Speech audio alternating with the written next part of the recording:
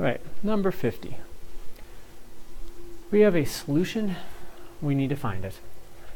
So let's go ahead and draw our train track here.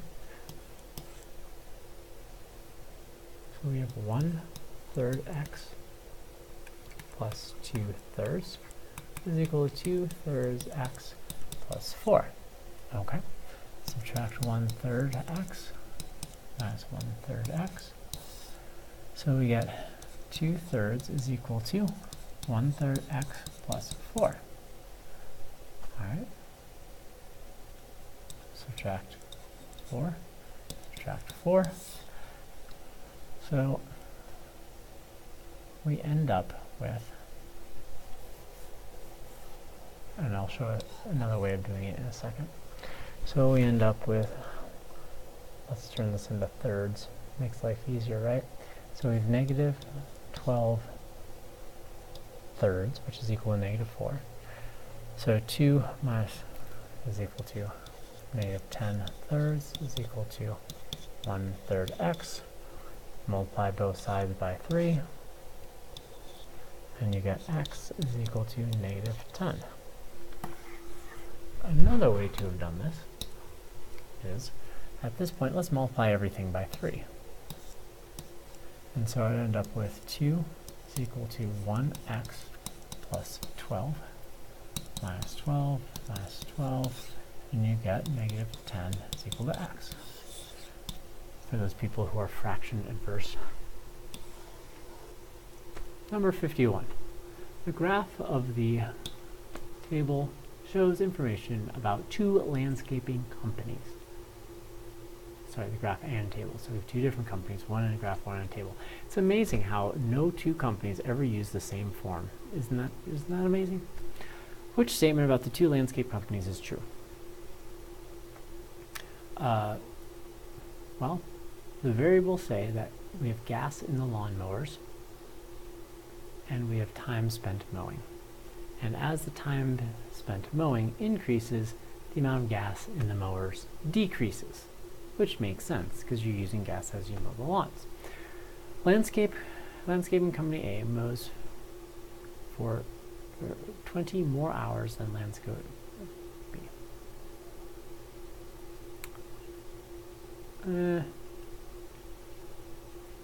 That's not really what it's saying. It's talking about the amount of gas in the engine. Now, could company A pour more gas into it? Absolutely. So this is not a really, because that's not what it's talking about. Landscape company B mows 20 more hours than, okay, well, same thing. Landscaping company A uses 0.25 of a gallon more gasoline per hour than landscaping company B. Now we're relating time and mowing, so that's not a bad thing. And it says A uses more gas than the other company. Question D says B uses more gas than the other company. Well, it's hard to say without finding the slope. So let's find the slope. The difference between 110 and 180 is going to be negative 30. We have a difference here of 24. So let's go ahead and find the slope.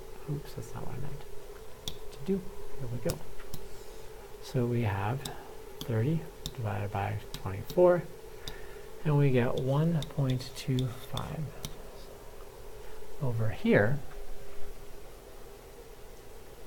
we have 60, 0, and here it looks like we have 20, 60. So we go down 60 over 4. So here we have 60 divided by 40.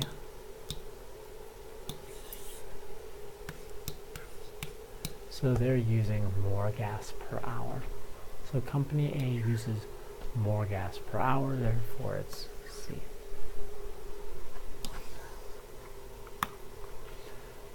Well, 52. Mark read 9 books over the summer.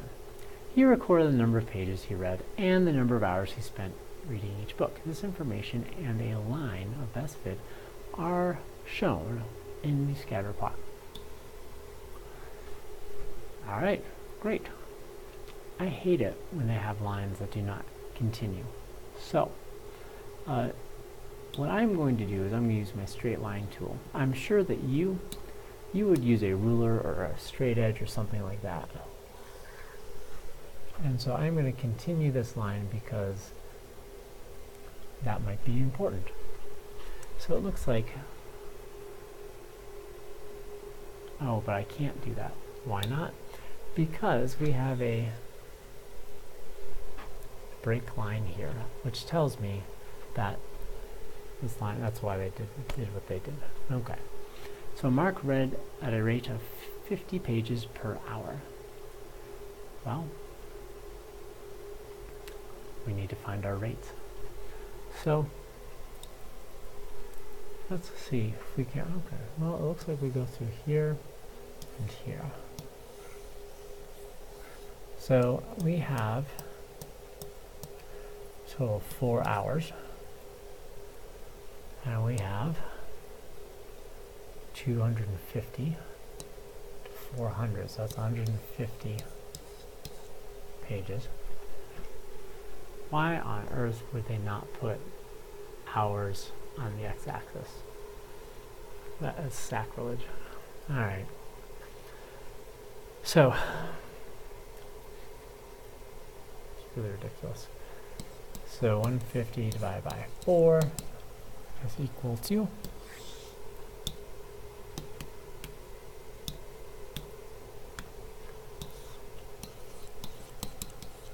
37.5 pages per hour. Alright, so right away we can see that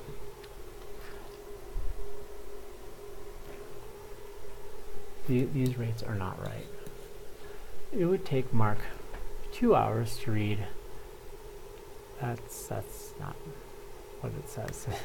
It says it would take 4 hours to read that amount. So we can strike this one off as well. So clearly the answer is D, but let's prove it. 12 hours to read this. All right, so 470 divided by our rate, 37.5, about 12 hours. And that is the important word there, about. That's about right. All right, so we're taking a look.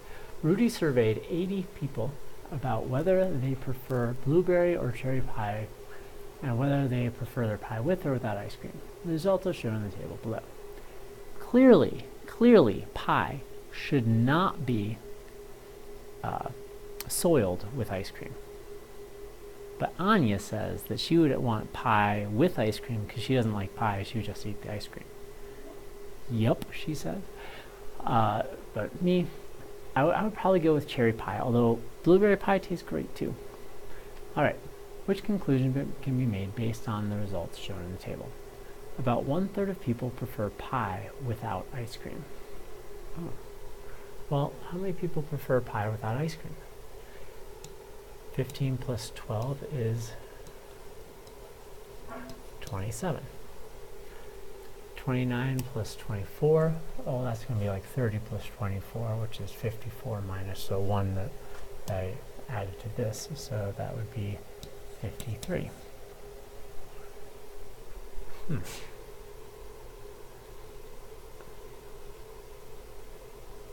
Bless you, Anya. You're welcome. So 53 divided by 27.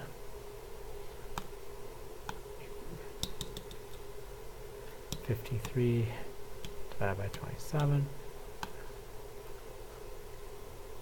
I guess we just do it the other way. 27 divided by 53. That's about a half.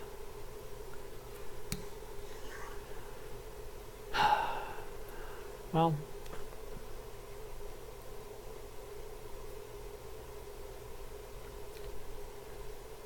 I don't like this answer, but let's go on the others. There are 2 times as many people who prefer blueberry pie to cherry pie. 2 times as many? Not so much. It's pretty even, so we know that it's clearly false. fewer people prefer cherry pie with ice cream than blueberry pie without. According to those people in Louisiana, everyone wants ice cream most people want ice cream on their pie. That explains some things. The ratio of people who prefer blueberry pie to cherry pie is equivalent to the ratio of people who prefer ice cream to pie without ice cream. We know that is not true because blueberry pie to cherry pie is fairly close. It's a little bit more than 1. But the ratio of with ice cream to without ice cream is very skewed.